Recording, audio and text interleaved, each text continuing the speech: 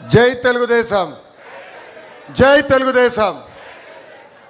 నన్ను పరిచయం చేయమంటే మొత్తం స్పీచ్ ఇచ్చేసాడు రామ్మోహన్ రెడ్డి గారు. గౌరవ తెలుగుదేశం పార్టీ జాతీయ అధ్యక్షులు చంద్రబాబు నాయుడు గారికి, గౌరవ పాలిట్ బ్యూరో సభ్యులకి, గౌరవ శాసన సభ్యులకి, సీనియర్లకి, జూనియర్లకి, రాష్ట్ర ప్రజలకి, ముఖ్యంగా నాకు ప్రాణ సమానమైన తెలుగుదేశం పార్టీ కార్యకర్తలకి నా హృదయపూర్వక నమస్కారాలు.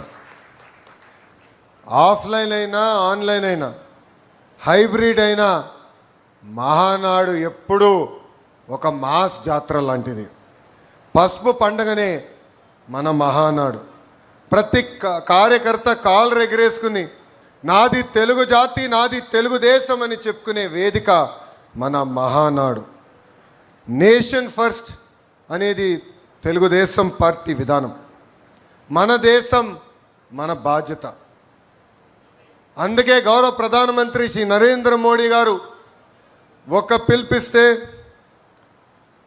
నెల్లూరులో భారీగా మహానాడు ఏర్పాటు చేసుకోవాలన్న ప్లాన్లు మనం క్యాన్సిల్ చేసుకుని ఈరోజు హైబ్రిడ్ విధానం మనం ఏర్పాటు చేసుకుంటాం జరిగింది. హైబ్రిడ్ అనగానే టీమ్ 11 ఎగతాళి చేశారు. ఆ టీమ్ 11కి ఒకటే చెప్తున్నా, ముందు ముందు బ్యాటింగ్ చేసే బాధ్యత మా పసుపు సైన్యానిది. విశ్వవిఖ్యాత నట సార్వభౌమ స్వర్గశ్రీ నందమూరి తారక రామారావు గారు దేశానికే ఒక లెజెండ్. తెలుగువారి ఆత్మగౌరవం ఎన్టీఆర్, తెలుగువారి పౌరుషం మన ఎన్టీఆర్. సినిమాలో కానీ రాజకీయాల్లో కానీ ఆయన ఏనాడు ట్రెండ్ ఫాలో చేయలేదు. ఒక ట్రెండ్ సెటర్ మన ఎన్టీఆర్. ఆయన రికార్డు బద్దలు కొట్టడం ఎవడి వల్ల సాధ్యం కాదు. దేశానికే సంక్షేమం పరిచయం చేసిన వ్యక్తి మన ఎన్టీఆర్.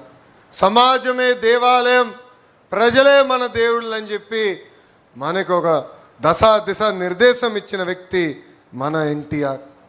2 రూపాయలకే కిలో బియ్యం, పెన్షన్ విధానం, 50 రూపాయలకే హార్స్ పవర్ విద్యుత్, జంత వస్త్రాలు, పక్కా ఇల్లు, ఏకంగా గురుకుల పాఠశాలలు, మధ్యాహ్న భోజనం పథకం, పటేల్ పట్వారీ వ్యవస్థ రద్దు, ఇలా అనేక సంక్షేమ అభివృద్ధి కార్యక్రమాలు చేసిన వ్యక్తి మన అన్న ఎన్టీఆర్. స్త్రీ శక్తిని ముందుగా గుర్తించిన వ్యక్తి మన ఎన్టీఆర్. మహిళలకి ఆస్తుల సమాన హక్కు కల్పించారు. మహిళలకు పెద్ద ఎత్తున చదువుకోవాలని భారతదేశంలోనే తొలి మహిళా విశ్వవిద్యాలయం కూడా ఏర్పాటు చేసిన వ్యక్తి మన ఎన్టీఆర్. ఇంకా మహిళలు కూడా రాజకీయాలకు ప్రోత్సహించి రిజర్వేషన్ కూడా ఇచ్చిన వ్యక్తి మన ఎన్టీఆర్. ప్రపంచంలో ఎక్కడికి వెళ్ళినా 3 అక్షరాల పేరు చెప్తే తెలుగు జాతి ఆనందపడుతుంది, తెలుగు జాతికి గుర్తింపు వచ్చింది. ఆ 3 అక్షరాలు ఏంటి? సిబిఎన్. ఆ 3 అక్షరాలు ఏంటి? గట్టిగా చెప్పాలి, సిబిఎన్. ఎందుకు చెప్తున్నానంటే చాలామంది కుర్రోలు ఇక్కడ కూర్చున్నాం, వేదికమైన అనేక మంది యంగ్స్టర్స్ ఉన్నారు. పొద్దున్న లేచి దగ్గర నుంచి ఆయనతో పోటీ పడాలని ఒక తాపత్రయం మనలో ఉంది. కానీ ఒక విషయం మర్చిపోతున్నాం, 25 సంవత్సరాల కుర్రోలు 3 ఉన్నారు ఆయన లోపల. ఇప్పటికీ ఆ స్పీడు మేము అందుకోలేకపోతున్నాం. ఇప్పటికీ ఆయన స్పీడు జెట్ స్పీడ్. గతంలో కియా తీసుకొస్తే ఇప్పుడు ఫైటర్ జెట్స్ తీసుకొచ్చిన వ్యక్తి. అప్పుడు ఐటీ అంటే ఇప్పుడు ఏఐ, అప్పుడు హైటెక్ సిటీ అంటే ఇప్పుడు క్వాంటమ్ వ్యాలీ, అప్పుడు సైబరాబాద్ అంటే ఇప్పుడు అమరావతి రూపశిల్పి మన నాయకుడు సిబిఎన్. భవిష్యత్తును ఎప్పుడు ముందుగా చూసే విజనరీ మన నాయకుడు సిబిఎన్. స్త్రీ శక్తిని మహాశక్తిగా గుర్తించిన వ్యక్తి మన సిబిఎన్. మహిళలకు విద్యా ఉపాధి అవకాశంలో 33% రిజర్వేషన్ అందించిన వ్యక్తి మన సిబిఎన్. డ్వాక్రా సంఘాల ద్వారా మహిళలకి ఆర్థిక స్వాతంత్రం కూడా కల్పించిన వ్యక్తి మన సిబిఎన్. తన తల్లి పడిన కష్టాలు గుర్తించి మహిళలు కష్టాలు పడకూడదని దీపం పథకం ద్వారా ఉచితంగా గ్యాస్ కనెక్షన్ కూడా అందించిన వ్యక్తి మన సిబిఎన్. మహిళల్ని బస్ కండక్టర్లుగా బస్సు డ్రైవర్లుగా కూడా నియమించిన వ్యక్తి మన సిబిఎన్. దేశంలోనే తొలి స్పీకర్గా ప్రతిమా భారతి గారిని కూడా నియమించిన గొప్ప వ్యక్తి మన సిబిఎన్. ఎవడైనా మహిళల జోలికి వస్తే తోలు తీస్తానని చెప్పిన వ్యక్తి కూడా మన సిబిఎన్. ఈ మధ్యన చూస్తున్నాం మహిళల జోలికి వెళ్తే ఏమవుతుందని. అర్థమైందా రాజా? తెలుగుదేశం పార్టీలో కార్యకర్తలే అధినేత. 2019 నుంచి 24 వరకు అనేక కష్టాలు మన కార్యకర్తలు ఎదుర్కొన్నారు.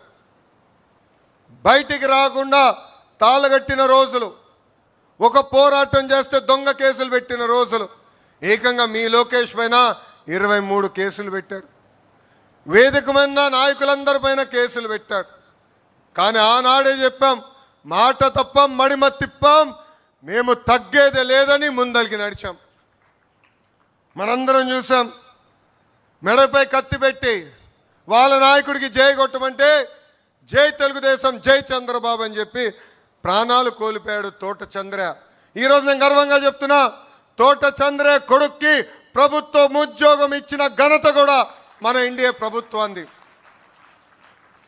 నామినేషన్ పత్రాలు లాక్కుని దాడి చేస్తే మీసాలు మిలేసి తొడగొట్టాడు మన అంజిరెడ్డి తాత. అంతేకాదు, ఏకంగా వైకాపా రౌడీల దాడిలో రక్తం కారుతున్న చివరి ఓటు పడే వరకు ఓటింగ్ బూత్లో నిలబడారు మన మంజుల గారు. వైసీపీ గూండాలు ఏకంగా వచ్చి కంటి చూపు పోయే విధంగా పొడిచినా ఎత్తిన పసుపు జెండా దించకుండా నిలబడింది మన చెన్నుపాటి గాంధీ.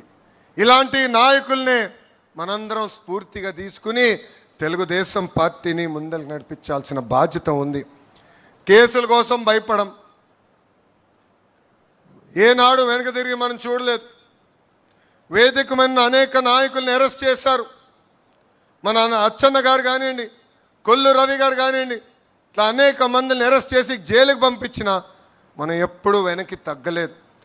అందుకే వై నాట్ 175 అంటే చివరికి టీమ్ 11 మిగిలే పరిస్థితి ప్రజలే ఇచ్చారు. 2024 ఎన్నికల్లో అందరం కలిసికట్టుగా రికార్డులు బద్దలు కొట్టాం. భారతదేశ చరిత్రలో ఎప్పుడు జరిగిన విధంగా 94% స్థానాలు మనం కైవసం చేసుకున్నాం. 175 నియోజకవర్గాల్లో 164 స్థానాలు ఎన్డీఏ సొంతం చేసుకుంది. శ్రీకాకుళంలో 10 out of 10, విజయనగరంలో 9 out of 9, తూర్పుగోదావరి జిల్లాలో 19 out of 19, వెస్ట్ గోదావరి జిల్లాలో 15 out of 15, కృష్ణాలో 16 out of 16, గుంటూరులో 17 out of 17, నెల్లూరులో 10 out of 10, అనంతపూర్లో కూడా 14 out of 14. అంటే 8 ఉమ్మడి జిల్లాల్లో క్లీన్ స్వీప్ వచ్చింది. కడప జిల్లాలో కూడా 10 నియోజకవర్గాలకి 7 నియోజకవర్గాలు ఎన్డీఏ కైవసం చేసుకుంది. ప్రజలు ఆశతో మనం గెలిపించారు. వాళ్ళకి అహర్నిశలు కష్టపడాలని వాళ్ళు కోరారు. అందుకే ప్రజాప్రభుత్వం సుపరిపాలన అందిస్తుంది. ఎన్ని ఆర్థిక ఇబ్బందులున్నా ఇచ్చిన హామీలని ఒక పద్ధతి ప్రకారం మనం నిలబెట్టుకుంటాం, ముందరికెళ్తున్నాం. ఒక పెన్షన్ తీసుకోండి, భారతదేశంలోనే ఏ రాష్ట్రం ఇవ్వని విధంగా వృద్ధులకి 4,000 రూపాయల పెన్షన్ మన చంద్రబాబు నాయుడు గారు అందిస్తున్నారు. వికలాంగులకి 6,000, బెడ్కి పరిమితం అవుతే 15,000 రూపాయల పెన్షన్ మనం అందిస్తున్నాం. అన్నా క్యాంటీన్లు తిరిగి ప్రారంభించాం. మెగా డిఏసి ద్వారా 16,000 ఉద్యోగాలు మనం అందించాం. మన హోంమంత్రి గారి నాయకత్వంలో 6,000 కానిస్టేబుల్ పోస్టులు కూడా మనం భర్తీ చేస్తాం జరిగింది.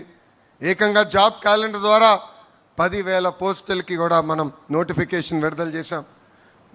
మా చేనేత సోదరులకి అండగా నిలబడడానికి హ్యాండ్లూమ్ ఉంటే 200 యూనిట్లు, ఇంట్లో పవర్ లూమ్ ఉంటే 500 యూనిట్లు ఉచిత కరెంటు కూడా మన ప్రభుత్వం అమలు చేసింది. మత్స్యకారుల సేవలో కూడా అన్నదాత సుఖీభవ, స్త్రీ శక్తి కింద ఉచిత బస్, దీపం పథకం లాంటి అనేక సంక్షేమ కార్యక్రమాలు మనం అమలు చేస్తున్నాం. అంతేకాదు ఇంట్లో ఎంతమంది పిల్లలుంటే అంతమంది పిల్లలకి తల్లికి వందనం ఇచ్చిన ఏకైక ప్రభుత్వం మన ఎన్డీఏ ప్రభుత్వం. ఎన్నికల ముందర కూడా ఒకే హామీ ఇచ్చాం, ఒకే రాష్ట్రం ఒకే రాజధాని, కానీ అభివృద్ధి వికేంద్రీకరణ. ఈరోజు భారతదేశంలో 100 రూపాయలు పెట్టుబడులు వస్తే దాంట్లో 25 రూపాయలు ఈరోజు ఆంధ్ర రాష్ట్రానికి వచ్చిన ఘనత. ఒక Google, Arcelor Mittal, royal Enfield, ఏకంగా ఫైటర్ జెట్లు తయారు చేసే పరిశ్రమలు కూడా మన ఆంధ్ర రాష్ట్రానికి తీసుకొచ్చాం. ఈ సభాముఖంగా ఆ టీమ్ 11 క్యాప్టెన్కి నేను ఒక బంపర్ ఆఫర్ ఇస్తున్నా. డేట్ టైం మీరు నిర్ణయించండి. సంక్షేమ అభివృద్ధి పైన చర్చించడానికి నేను సిద్ధం, మీరు సిద్ధమా అని అడుగుతున్నా. అభివృద్ధి సంక్షేమం హడావిడిలో పడిపోయి గత పాలకులు చేసిన విషయాలు మనం మర్చిపోతున్నాం. మనందరం చూసాం బలహీన వర్గాలపైన వాళ్ళు ఎట్లా దాడి చేశారు.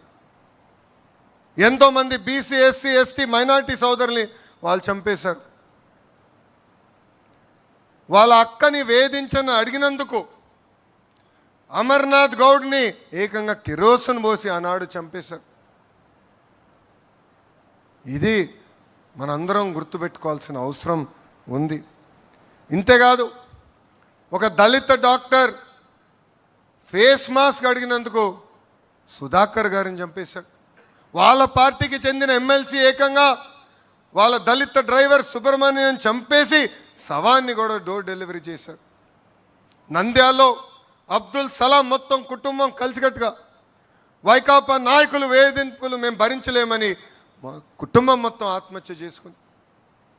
వైకాపా నాయకుడు కూతురు కన్నా వాళ్ళ కూతురికి ఎక్కువ మార్కులు వస్తుందని మిస్బా తల్లిదండ్రుల్ని వేధించారు. అది తట్టుకోలేక బుక్లో రాసి మరీ ఆ రోజు ఆత్మహత్య చేసుకుంది మిస్బా.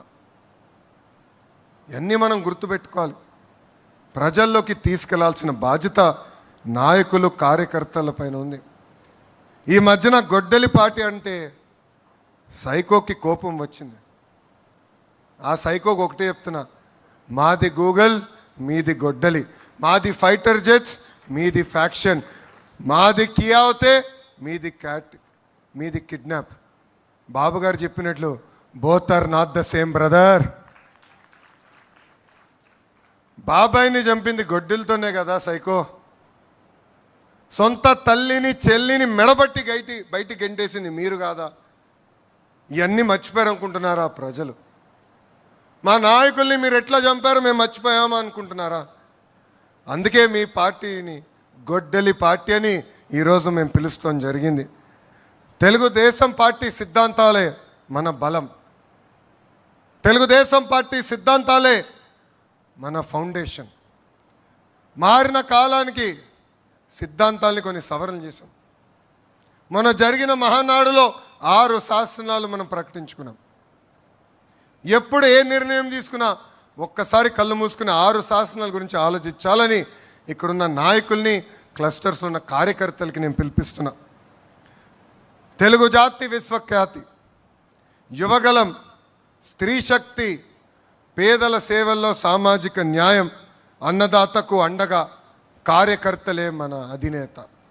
ఈ 6 శాసనాలు మనం గుర్తుపెట్టుకోవాలి, రాసుకోవాలి.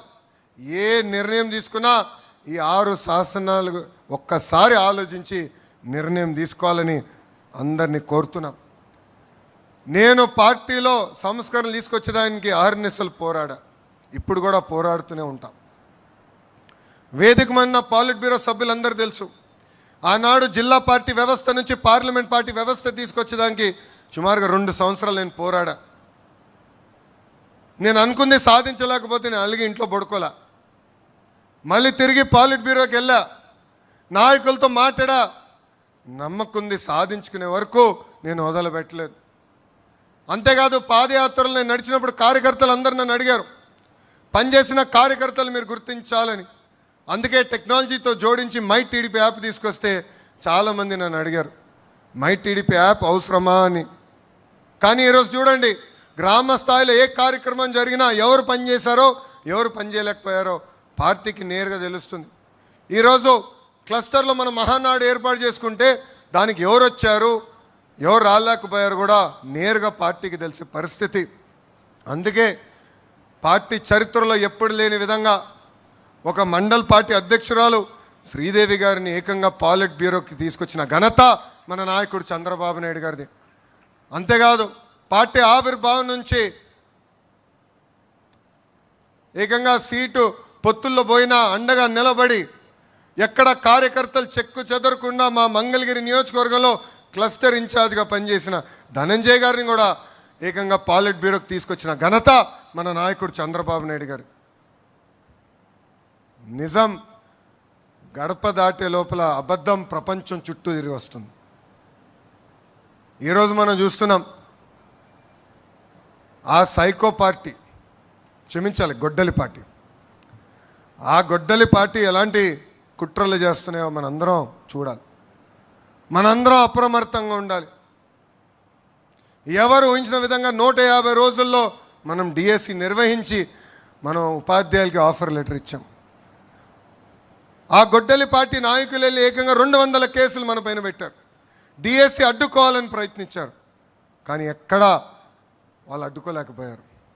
అందుకే ఇప్పుడు కొత్త డ్రామా తీసుకొచ్చారు డిఎస్సి పైన. అందుకే చెప్తున్నా, సైకో నీది 10th క్లాస్ పేపర్ లీక్ చేసిన బ్యాచ్, నాది స్టాన్ఫర్డ్ హిస్టరీ ఉన్న బ్యాచ్. టీచర్ని లిక్కర్ షాప్ ముందలు నిలబెట్టిన ఘనత మీది.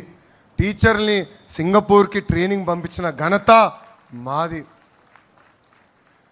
5 ఏళ్ళలో ఒక్క టీచర్ పోస్ట్ భర్తీ చేయలేని ఘనత మీదవుతే, మేము అధికారంలోకి వచ్చిన తొలి సంవత్సరంలోనే 16,000 టీచర్ పోస్టులు భర్తీ చేసిన ఘనత మాది. జాబ్ క్యాలెండర్ అని సాక్షి క్యాలెండర్ మీరిస్తే ఏకంగా సంవత్సరం పూర్తయిన తర్వాత అద్భుతంగా 10,000 ఉద్యోగాలతో జాబ్ క్యాలెండర్ కూడా విడుదల చేసిన బ్యాచ్ మాది. భూమి కంటే ఎక్కువ భారం మోసేది మహిళ. కొంతమంది మహిళలు కించపరిచే విధంగా తెలుగు వాడక భాషలో కొన్ని పదాలు వాడతారు. గాజులు తొడుక్కున్నావా, చీర కట్టుకున్నావా, అమ్మాయిలాగా ఏడవద్దని మాట్లాడతారు. నేను అనేక ప్లాట్ఫామ్స్లో దీని గురించి మాట్లాడా. ఈ పదాలకి ఫుల్ స్టాప్ పెట్టాల్సిన బాధ్యత ఇక్కడ ఉన్న మనందరిపైన ఉంది. మహిళల్ని గౌరవించాల్సిన బాధ్యత మనందరిపైన ఉంది. మనం చూసాం, నేను విద్యాశాఖ మార్చులు అయిన తర్వాత స్కూల్ బుక్స్లో ఇంటి పనులన్నీ ఆడవాళ్ళు చేసే ఫోటోలు ఉండేది. అలాంటిది ఇప్పుడు 50% చేశారు. అంటే 50% ఫోటోలు ఆడవాళ్ళు చేస్తున్నారు, 50% ఫోటోలు మగవాళ్ళు చేస్తున్నారు ఇంటి పనులు. ఎందుకంటే మార్పు మన ఇంటి నుంచి మొదలవ్వాలి. మార్పు అనేది మన పాఠశాల నుంచి మొదలవ్వాలని బలంగా నేను నమ్ముతున్నా. మన పార్లమెంట్లో మహిళా బిల్ కేంద్ర ప్రభుత్వం, ఎన్డీఏలో ఉన్న పార్టీలందరూ మద్దతు తెలిపి మహిళల కోసం రిజర్వేషన్ డీలిమిటేషన్ బిల్ మనం ప్రవేశపెట్టాం. మనం స్త్రీ శక్తిని నమ్ముకున్న వారం. ఆ బిల్కి సంపూర్ణ మద్దతు మనం తెలిపాం. కానీ ప్రతిపక్షంలో ఉన్న కాంగ్రెస్ పార్టీ, దాంతోపాటు ఉన్న కొంతమంది అలయన్స్ పార్ట్నర్స్ అందరూ ఆ బిల్లు ముందరికి వెళ్లకుండా చేశారు. అందుకే ఈ వేదికగా నేను ఒక ప్రతిపాదన చేస్తున్నా. రాబోయే రోజులు పార్లమెంట్లో బిల్ పాస్ అయినా అవ్వకపోయినా తెలుగుదేశం పార్టీ కనీసం 33% స్థానాలు మహిళలకి రిజర్వ్ చేయాలని నేను ఈ సభాముఖంగా తీర్మానం చేస్తున్నా. అంటే కనీసం 33% సీట్లు మహిళలకు అందించాలని. I strongly believe that the next era of Indian politics belongs to women leadership.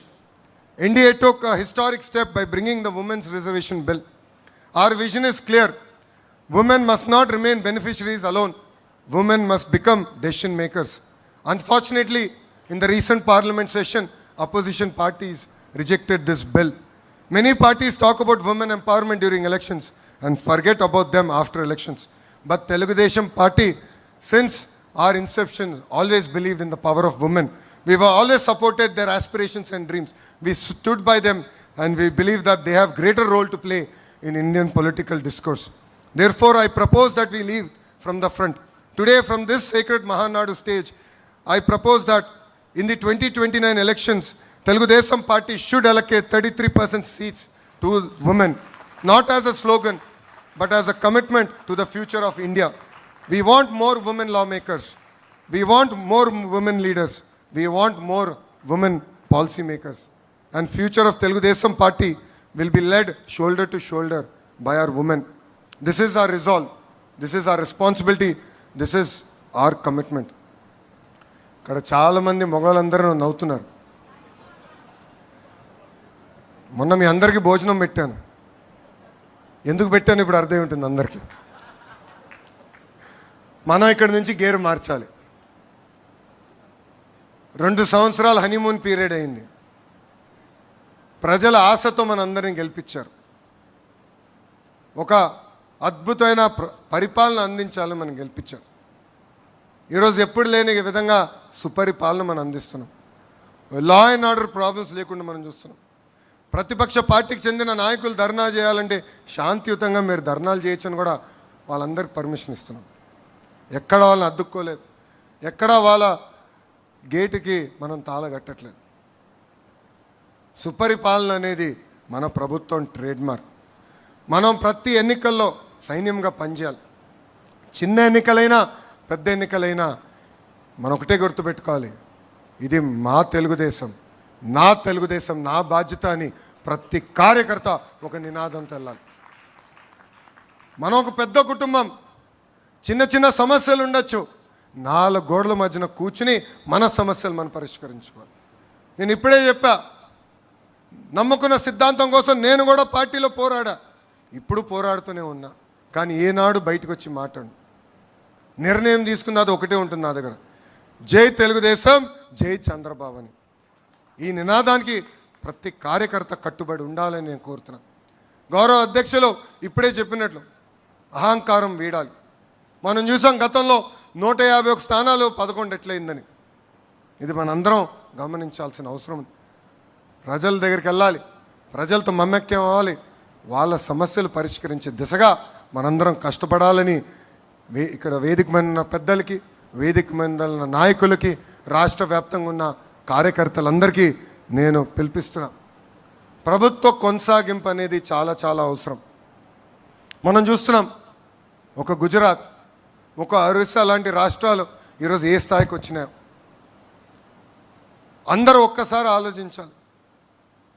1983లో Telugu Desam పార్టీని అన్న ఎన్టీఆర్ అధికారంలోకి తీసుకొచ్చారు.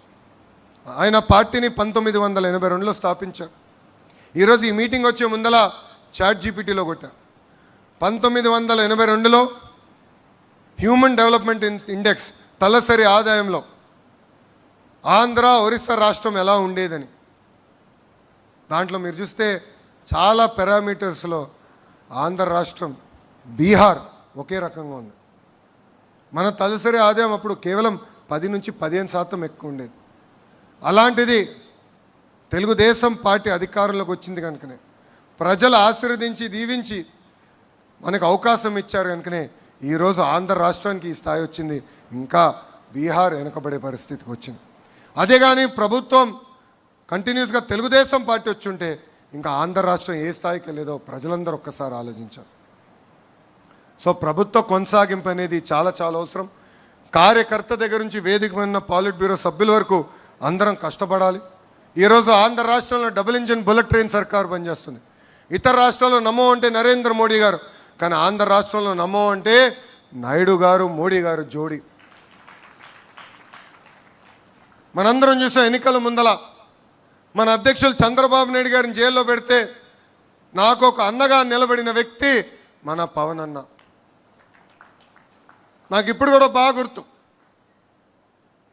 ఆనాడు జడ్జిమెంట్ వచ్చి చంద్రబాబు నాయుడు గారిని ఏకంగా రాజమండ్రి జైలుకు పంపిస్తుంటే నాకు ఫోన్ చేసిన మొదటి వ్యక్తి పవన్ అన్న.